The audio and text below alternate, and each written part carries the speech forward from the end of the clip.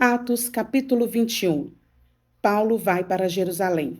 Nós nos despedimos deles e fomos embora, navegando diretamente para a ilha de Cós. No dia seguinte, paramos no porto de Rhodes e dali continuamos até a cidade de Patara, onde encontramos um navio que ia para a Fenícia. Então embarcamos nele e seguimos viagem. Quando já podíamos ver a ilha de Chipre, navegamos ao sul daquela ilha e seguimos em direção à província da Síria. Chegamos à cidade de Tiro, onde desembarcamos, pois o navio precisava ser descarregado. Naquela cidade encontramos alguns cristãos e ficamos com eles uma semana. Então, avisados pelo Espírito Santo, eles disseram a Paulo que não fosse para Jerusalém. Mas quando chegou o dia de irmos embora, nós continuamos a nossa viagem. Aí aqueles irmãos com as esposas e os filhos nos acompanharam até fora da cidade, e todos nós nos ajoelhamos ali na praia e oramos. Depois de nos despedirmos, embarcamos no navio e eles voltaram para casa. Seguimos viagem, navegando da cidade de Tiro para Ptolemaida. Ali encontramos e cumprimentamos os irmãos e passamos um dia com eles. No dia seguinte, partimos e chegamos à cidade de Cesareia. Ali fomos para a casa do evangelista Filipe e ficamos com ele. Filipe era um dos 7 homens que haviam sido escolhidos em Jerusalém. Ele tinha 4 filhas solteiras que profetizavam. Alguns dias depois da nossa chegada, um profeta chamado Ágabo veio da região da Judéia. Ele chegou perto de nós, pegou o cinto de Paulo, amarrou os próprios pés e as próprias mãos e disse: O Espírito Santo diz isto: em Jerusalém o dono deste cinto será amarrado assim pelos judeus e será entregue nas mãos dos não-judeus. Quando ouvimos isso, nós e os irmãos de Cesareia pedimos com insistência a Paulo que não fosse para Jerusalém. Mas ele respondeu: Por que vocês choram assim e me deixam tão triste? Eu estou pronto não somente para ser amarrado, mas até para morrer em Jerusalém pela causa do Senhor Jesus. E não conseguimos convencê-lo a não ir. Então desistimos e dissemos: que seja feita a vontade do Senhor. Depois de passarmos alguns dias ali, juntamos as nossas coisas e fomos para Jerusalém. Alguns irmãos da cidade de Cesareia nos acompanharam e nos levaram à casa onde íamos ficar hospedados. O dono da casa era Menasson, natural da ilha de Chipre. Fazia muito tempo que ele era cristão. Paulo visita Tiago. Quando chegamos a Jerusalém, os irmãos nos receberam com muita alegria.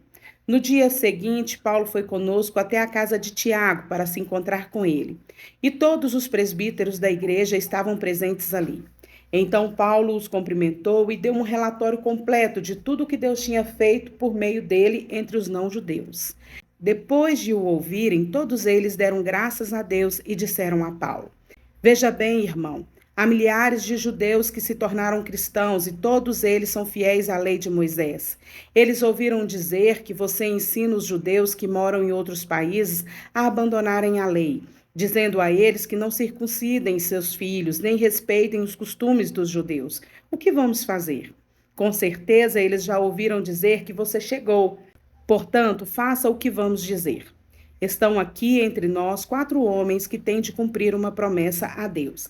Então vá, tome a parte com eles na cerimônia de purificação e pague a despesa para que eles possam rapar a cabeça. Assim todos saberão que não é verdade o que se diz de você. Pelo contrário, vão ficar sabendo que de fato você vive de acordo com a lei de Moisés. Mas quanto aos não-judeus que se tornaram cristãos, nós já mandamos uma carta a eles dizendo o seguinte: não comam carne de animais que foram oferecidos em sacrifício aos ídolos, nem sangue, nem carne de nenhum animal que tenha sido estrangulado, e também não pratiquem imoralidade sexual. Então Paulo falou com os 4 homens e no dia seguinte tomou parte com eles na cerimônia de purificação.